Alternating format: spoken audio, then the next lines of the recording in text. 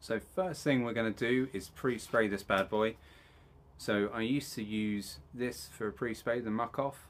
However, I've now changed to Auto Direct for their pre-spray. Does exactly the same thing but much cheaper. Again, you can buy both in the 5 litres as well, so whichever your preference is really, but I'm going to use this.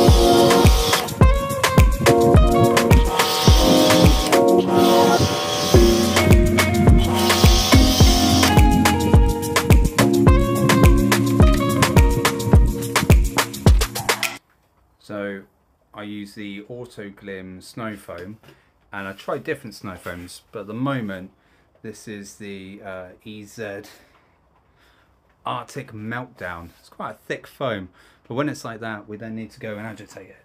So I'm going to go do that.